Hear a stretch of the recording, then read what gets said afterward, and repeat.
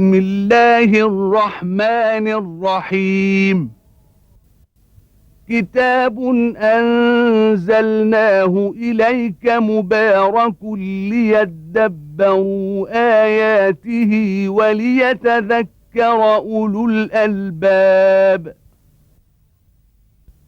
صدق الله العظيم.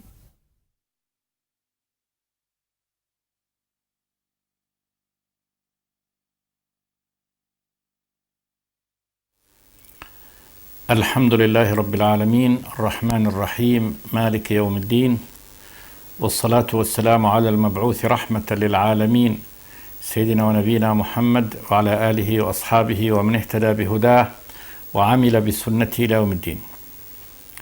وبعد، فيقول الله تبارك وتعالى: من كان يريد العاجلة عجلنا له فيها ما نشاء لمن نريد ثم جعلنا له جهنم يصلاها مذموما مدحورا ومن أراد الآخرة وسعى لها سعيها وهو مؤمن فأولئك كان سعيهم مشكورا كلا نمد هؤلاء وهؤلاء من عطاء ربك وما كان عطاء ربك محظورا انظر كيف فضلنا بعضهم على بعض وللآخرة أكبر درجات وأكبر تفضيلا.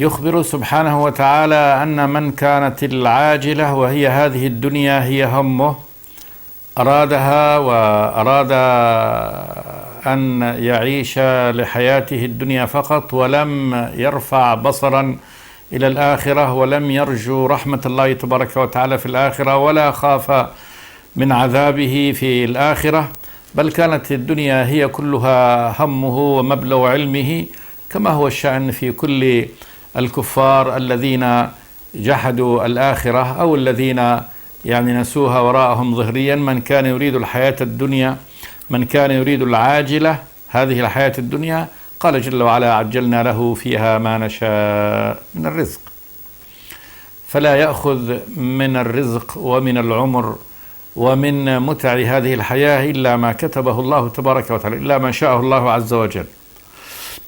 ولمن نريد، فليس كل ساع في الدنيا ومريد لها بالغ إياها ومحصل لها، بل لن يحصل إلا على ما يريده الله تبارك وتعالى. والله تبارك وتعالى قد يريد أن يعطي بعض الساعين ولا يريد أن يعطي، يضيق على من يشاء سبحانه وتعالى. ثم جعلنا له جهنم يصلاها مذموما مدحورا، ثم في الآخرة لا مصير له ولا جزاء له عند الله تبارك وتعالى إلا أن يصلى جهنم يدخلها مذءوما مدحورا. مذموما مدحورا، والمذموم هو الذي ناله الذم من كل أحد، ناله الذم من نفسه فهو يمقت نفسه. إن الذين كفروا ينادون لمقت الله أكبر من مقتكم أنفسكم إذ تدعون إلى الإيمان فتكفرون. وذلك عندما يقولون لو كنا نسمع أو نعقل ما كنا في أصحاب السعير. ومذموم ممن حوله من أهل النار، مذموم من إبليس كذلك يذمهم ويشتمهم، فهم يلعن بعضهم بعضا. مذموم من الملائكة، مذموم من المؤمنين، فالذم حاصل له من كل أحد. مدحورا، مهزوما رغما عنه، فإنه يلجأ إلجاء ويضطر اضطرارا إلى دخول النار، ولا يدخلها إلا بحال من الذل والهوان، كأن يدز دزا أو يسحب على وجهه، أو أنه يؤخذ بناصيته وقدمه فيؤخذ بالنواصي والأقدام. يوم يدعون إلى نار جهنم دعا، هذه النار التي كنتم بها تكذبون. هذا الشأن في من كانت الدنيا همه ولا ينال منها إلا ما أراد ربه سبحانه وتعالى، وهذا مصيره ونهايته. ومن أراد الآخرة الجنة وسعى لها سعيها، سار في الطريق الموصل إليها وجد في سعيها، وسعيها يبدأ بكل شعب الإيمان، من قول لا إله إلا الله إلى إماطة الأذى عن الطريق. هذا هو سعي الجنة، ولها سعي واجب كإقامة الصلاة وإيتاء الزكاة وصوم رمضان والحج، وسعي كذلك مستحب. وسعى لها سعيها وهو مؤمن حال كونه مؤمنا، فأولئك كان سعيهم مشكورا مزادا فيه، يزيد الله تبارك وتعالى له الحسنة ب10 أمثالها إلى 700 ضعف إلى أضعاف كثيرة. قال جل وعلا: كلا نمد هؤلاء وهؤلاء من عطاء ربك. كلا من مريد الدنيا ومريد الآخرة نمد هؤلاء وهؤلاء، فالله هو الذي بيده الخير كله سبحانه وتعالى، وله العطاء كله، وكذلك المنع عنده سبحانه وتعالى، فهو الذي يحلو ما يشاء. كلا نمد هؤلاء وهؤلاء أهل الدنيا والآخرة من عطاء ربك، وما كان عطاء ربك محظورا ممنوعا. لا يستطيع أحد أن يمنع عطاء الله تبارك وتعالى عن أحد، فإذا أراد الله تبارك وتعالى ما يفتح الله للناس من رحمة فلا ممسك له، وما يمسك فلا مرسل له من بعده.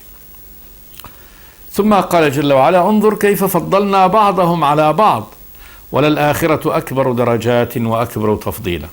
انظر كيف فضلنا بعضهم على بعض في الدنيا، فإن الله تبارك وتعالى فضل بعض الناس على بعض في الرزق تفضيل واسع، فمن الناس من يملك الملايين المملينة والقناطير المقنطرة من الذهب والفضة والخيل المسومة والأنعام والحرث، يملك ويتقلب في نعم الله تبارك وتعالى تقلبا عظيما. ومنهم من يعني لا يجد إلا يعني قوت يومه ولباس واحد يلبسه، ففي تفاضل جدا، تفاضل في الرزق بين أهل الدنيا. يخبر سبحانه وتعالى بأن الآخرة الجنة أكبر درجات وأكبر تفضيلا، يعني أن أهل الجنة عندما يدخلونها فإنهم يتفاضلون فيها تفاضلا عظيما جدا. طبعا أدنى أهل الجنة منزلة من يقول له الله تبارك وتعالى: ألا تحب أن يكون لك مثل الدنيا وعشرة أمثالها، مثل كل ما في هذه الأرض وعشرة أمثالها، ويعطيه الله تبارك وتعالى. فهذا أدناهم منزلة. أدناهم منزلة من يظن أنه ليس هناك في الكون من هو أغنى منه وأسعد منه وأكثر منه عطاء من الرب تبارك وتعالى، يرضى فيعطى كل واحد يدخل الجنة يعطى حتى يرضى. قال له: تمنى تمنى تمنى تمنى تمنى، فيتمنى كل دي. يقول له: لك هذا آخر واحد. يقول له الله: لك هذا وعشرة أمثال، 10 أمثال ما تمنيت، من قصور، من دور، من حور، من أنهار، من بساتين، من مزارع، كل دي مهما تمنى يعطى. يقول: لك هذا وعشرة أمثاله.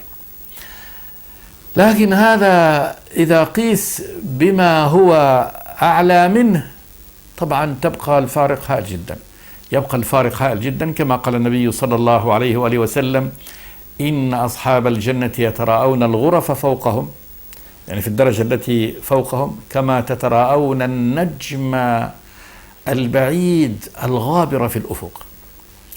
قال: لما بعد ما بين الدرجتين، فهذا لبعد ما بين درجة ودرجة. يرى أهل هذه الدرجة أن الدرجة التي فوقهم لا يرون الدرجة هذه إلا كما نرى نحن في هذه الدنيا النجم البعيد الغابر في الأفق. والجنة 100 درجة، كما قال النبي: الجنة 100 درجة، 100 درجة، أعلاها الفردوس، أعلى الجنة ووسطها، وفوقه عرش الرحمن سبحانه وتعالى. فهذه التفاضل في الجنة بين أهل الجنة تفاضل عظيم جدا بين من هو في الدرجة الدنيا ومن هو في الدرجة العليا، ومن كان في الدرجة الدنيا فكذلك. هذا لا يمكن يعني قياس ما هو عليه بما عليه أغنى الأغنياء في هذه الدنيا. فإن متاع الدنيا لو أن إنسان أخذ الدنيا وما فيها وكانت كلها له فهي متاع قليل وجزء قليل الآخرة، يعني قدرا وقيمة وكذلك متعة وثمنا، كما قال النبي صلوات الله وسلامه عليه: لموضع صوت أحدكم في الجنة خير من الدنيا وما فيها. فموضع الصوت فقط يعني ما يغطيه صوت، يعني الصوت العصا فقط، هذا الشريط الصغير من الأرض في الجنة هو خير من الدنيا وما فيها. بل يقول النبي صلى الله عليه وسلم: إن نصيف المرأة في الجنة نصيفها ما تغطي به يعني رأسها، ونصيفها على رأسها خير من الدنيا وما فيها. فكذلك لا مجال للمقارنة والتفاضل بين يعني متاع الدنيا ومتاع الآخرة. وإنما بيان التفاضل هنا أن التفاضل في درجات الجنة، وهذه الدرجات ينالها أصحابها بزيادة الأعمال. كلما زاد عمل المؤمن وزاد يعني إيمانه كلما رفعت درجته في الجنة. انظر كيف فضلنا بعضهم على بعض وللآخرة أكبر درجات وأكبر تفضيلا. وهذه الآية تجعل يعني تشحذ همم يعني أهل الإيمان إلى السعي لنيل الدرجات العلى. ثم يأتي فاصل من هذه السورة يبدأ هنا بقول الله تبارك وتعالى: لا تجعل مع الله إلها آخر فتقعد مذموما مخذولا، إلى قوله سبحانه وتعالى: ولا تجعل مع الله إلها آخر فتلقى في جهنم ملوما مدحورا. هذا الفاصل هو من إرشاد الرب وهدايته إلى كريم الأخلاق التي هي من معاني قول الله تبارك وتعالى: إن هذا القرآن يهدي للتي هي أقوم ويبشر المؤمنين الذين يعملون الصالحات أن لهم أجرا كبيرا. فهذا من هداية القرآن للتي هي أقوم، مجموعة من المواعظ والنصائح والأوامر والنواهي بها يستقيم حال المؤمن في هذه الدنيا ويسير على أحسن سنن نحو ربه سبحانه وتعالى ونحو خلق الله تبارك وتعالى كلهم. بل الله تبارك وتعالى يعني هذه المواعظ العظيمة بقوله جل وعلا: لا تجعل مع الله إلها آخر فتقعد مذموما مخذولا. هذه أعظم الوصايا وأعلاها، لا تجعل مع الله إلها آخر. الجعل هنا بمعنى الاعتقاد، وذلك أن الله تبارك وتعالى ليس معه إله آخر، وإنما هذا الذي من جعل مع الله إلها آخر فإنما هذا في الظن والوهم والخيال والكذب. من يكذب يفتري يتوهم يتخيل بأن هناك مع الله إله، والحال أنه الله هو الإله وحده سبحانه وتعالى، لا إله إلا هو. لا إله يستحق هذا الاسم، اسم الألوهية، إلا الله تبارك وتعالى، إذ هو الخالق الرازق رب العالمين ملك الخلق أجمعين المتصرف فيهم سبحانه وتعالى، والذي لا شريك له سبحانه وتعالى من خلقه في شيء من الخلق. ما شارك الله تبارك وتعالى ولا أعانه مخلوق من مخلوقاته في شيء من الخلق خط، لا في خلق نفسه ولا في خلق غيره. قال الله عن الجن: ما أشهدتهم خلق أنفسهم وما كنت متخذ المضلين عضدا. فليسوا يعني معاونين ومساعدين لله تبارك وتعالى. وكذلك الملائكة لم يساعد الرب تبارك وتعالى ولم يعنه ولم يظاهره أحد منهم على شيء من الخلق. وقالوا: اتخذ الرحمن ولدا سبحانه بل عباد مكرمون لا يسبقونه بالقول وهم بأمره يعملون، يعلم ما بين أيديهم وما خلفهم ولا يشفعون إلا لمن ارتضى وهم من خشيته مشفقون، ومن يقل منهم إني إله من دونه فذلك نجزيه جهنم كذلك نجزي الظالمين. قل ادعوا الذين زعمتم من دون الله، ادعوهم، لا يملكون مثقال ذرة في السماوات ولا في الأرض وما لهم فيهما من شرك وما له منهم من ظهير ولا تنفع الشفاعة عنده إلا لمن أذن له. فالله هو الإله وحده سبحانه وتعالى الذي لا إله غيره. فالذي يجعل مع الله إله آخر، يقول لله هناك إله آخر مع الله، يعني موجود يستحق العبادة مع الله كما يستحق الله العبادة، يشركه مع الله، كقول النصارى في عيسى بأنه إله من إله يخلق ويرزق ويحيي ويميت، وبالتالي فهو يعبد ويدعى كما يدعى الرب جل وعلا. أو كقول يعني مشرك العرب في الملائكة من أنهم بنات الله يعبدون ويدعون، وإن كانوا يعتقدون أنهم يملكون ولا يعني أنهم يملكون ولا يملكون. لبيك كما كانوا يقولون لبيك اللهم لبيك، لبيك لا شريك لك لبيك إلا شريكا تملكه وما ملك. أو المشركين من الصابئة وغيرهم الذين جعلوا الشمس إلهة معبودة عبدوها مع الله تبارك وتعالى، أو النجوم والكواكب، أو هذه الأوهام الكثيرة للبشر فيما اتخذوه ونصبوه إله مع الله تبارك وتعالى من الأوثان والأصنام والجن والشياطين والحيوانات والنباتات والأنهار والأشجار. فإن البشر المشركون لهم في هذا الباب، باب الشرك، أوهام طويلة لا تنتهي، لا يكاد الإنسان يرى شيء من هذه الموجودات المخلوقات إلا وعبد. بل تخيل الإنسان آلهة يعني بالتخيل الذهني، بأمر يتخيله في ذهنه أنه له وجود في الخارج وليس له وجود في الخارج، كما يتخيل آلهة معينين لا وجود لهم ثم يعبدهم ويتوجه إليهم بالعبادة وهم وهم لا وجود له. فالذي عبد الشمس موجودة لها وجود، لكن الذي انتحل يعني من ذهنه إله لا وجود له وعبده من دون الله، وهذا كثير. فيقول الله جل وعلا لا تجعل مع الله إلها آخر. لا تعتقد وتنصب لنفسك إله مع الله سبحانه، لا تجعل مع الله إله آخر، فالله هو الإله وحده سبحانه وتعالى. فتقعد مذموما مخذولا، تقعد مذموم مخذول. مذموم أولا من الرب سبحانه وتعالى، فإن الله يكره الشرك والمشركين ويذمهم سبحانه وتعالى، ومذموم من الملائكة، ومذموم من أهل الإيمان، وهذا ذم حقيقي. وكذلك مذموم من كل ذي عقل، كل ذي عقل له فهم وعقل يذم من يعبد غير الله تبارك وتعالى ومن يجعل له إله من دون الله تبارك وتعالى. فكيف لا يذم من يعبد الشمس أو القمر أو يعبد عيسى أو يعبد العذراء أو يعبد غيرها؟ فهو مذموم، كل ذي عقل يذمه، وهو مخذول. المخذول هو الخائب الخاسر الذي يتعلق بشيء يظن أن فيه نجاته وفيه نفعه، ثم يتبين أنه لا شيء وراء ذلك.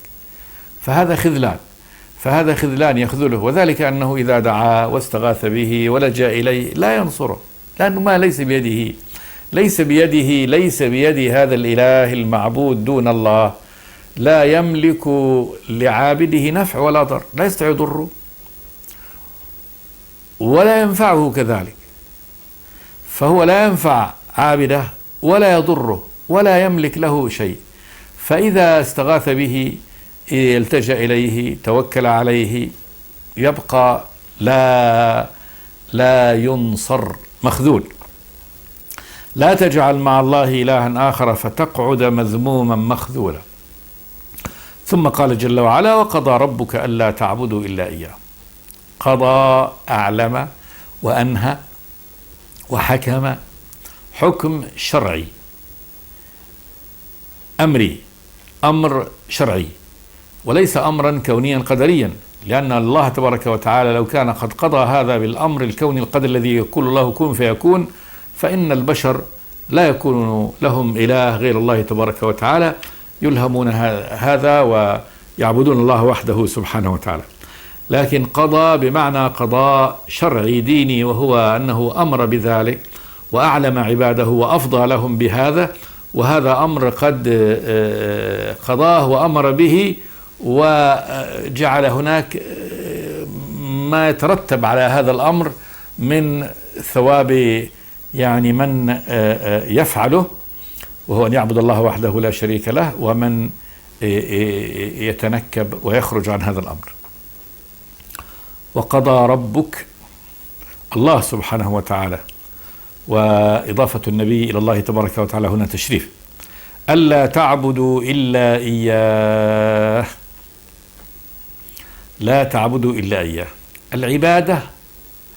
العبادة وصف واسم جامع يجمع كل الأقوال والأعمال التي يحبها الله ويرتضيها سبحانه وتعالى. منها أعمال وأقوال يرتضيها الله تبارك وتعالى وارتضاها الله تبارك وتعالى لنفسه، وأمر أن لا تصرف إلا له، كالدعاء والطلب، فإن هذا لا يكون إلا له. وكذلك أعمال مثل السجود والركوع اللي هي الصلاة، فهذه ليست إلا لله، شرعها الله تبارك وتعالى ليعظم بها العبد ربه سبحانه وتعالى ويذكره بها. والصوم أن يصام له، والذبح والنذر. وكذلك أعمال كثيرة في القلب كالخشية، فلا تخشوا الناس واخشون، والخوف فلا تخافوهم وخافوني إن كنتم مؤمنين، والحب اللي هو حب تأله، ومن الناس من يتخذ من دون الله أندادا يحبونهم كحب الله والذين آمنوا أشد حبا لله، والرغبة فيما عند الله تبارك وتعالى، والرهبة في عقوبته. فهذه أعمال القلوب دي كلها داخلة في مفهوم العبادة. وكذلك الائتمار بالأمر والانتهاء عن النهي،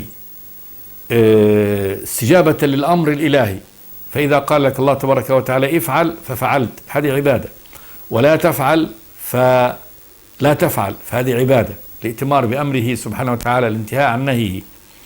فوقضى ربك ألا تعبدوا إلا إياه، كل هذا المعاني، بس هو وحده سبحانه وتعالى الذي يستحق هذه العبادة، وهذه العبادة قد شرعها وبينها لعباده سبحانه وتعالى.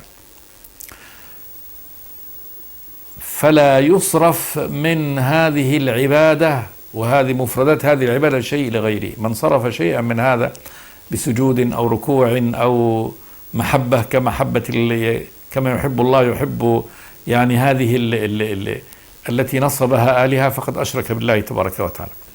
وقضى ربك ألا تعبدوا إلا إياه، ثم قال جل وعلا وبالوالدين إحسانا، يعني أحسنوا بالوالدين إحسانا. الوالدين الأم والأب. وهنا أجمل الله تبارك وتعالى الوالدين، وجاء أيضا في موضع آخر أنه خص الأم بعد الإجمال، كما قال جل وعلا وصينا الإنسان بوالديه إحسانا، ثم قال حملته أمه وهنا على وهن. فخص الأم بعد إجمال الوالدين لبيان أن حقها يعني يأتي مقدما على حق الأب في حسن الصحبة والإحسان يعني إليها، كما في الحديث يا رسول الله من أحق الناس بحسن صحابتي؟ قال أمك، قال ثم من؟ قال أمك، قال ثم من؟ قال أمك، قال ثم من؟ قال أبوك. فوصى الله تبارك وتعالى بالوالدين الأم والأب، قال وبالوالدين إحسانا، وهي جملة يعني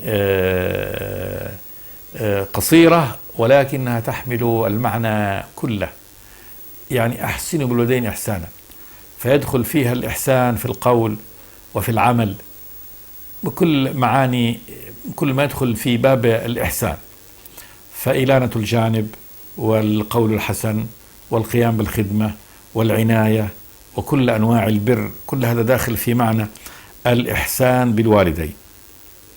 ثم أكد الله تبارك وتعالى هذا في ظرف خاص بالوالدين وهو حال الكبر، قال إما يبلغن عندك الكبر أحدهما أو كلاهما فلا تقل لهما أف ولا تنهرهما وقل لهما قولا كريما. فهذه فترة من الفترات التي يحتاج فيها يعني الوالدين إلى عناية أكبر. قال إما يبلغن عندك الكبر أحدهما أو كلاهما، إذا بلغ عندك يعني وأنت حي الوالدان سواء كليهما أو واحد منهم الأم أو الأب، أحدهما أو كلاهما، فلا تقل لهما أف، فلا تقل لهما أف. أف يعني هذا اسم فعل بمعناها إظهار التضجر، فهو من إظهار التضجر وهو يعني الضيق والكراهية لعمل ما. يعني لا تظهر لهما أي تضجر أو كراهة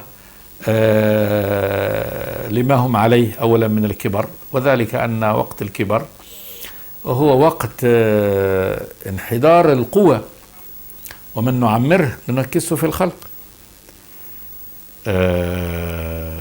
والذي يرد إلى أرض العمر في الكبر فإنه لا يعلم بعد علم شيئا، تنهد قوى، ومن القوى العقلية تذهب عنه، ويبقى كذلك خرف ذاهب، ويعود في الخرف إلى أقل من حالة الصبي الصغير، ويكون هذا وقوعه من الكبير يعني ثقيل وشاق على من حوله، العناية به والقيام به وتطهيره وتنظيفه وأداء رغباته والاستجابة لمطلوباته، يصبح في أمر فيه مشقة. فالله تبارك وتعالى يأمر هنا بأن في هذا الوقت إياك وتضجر من أحوالهما في الكبر، فلا تقل لهما أف ولا تنهرهما.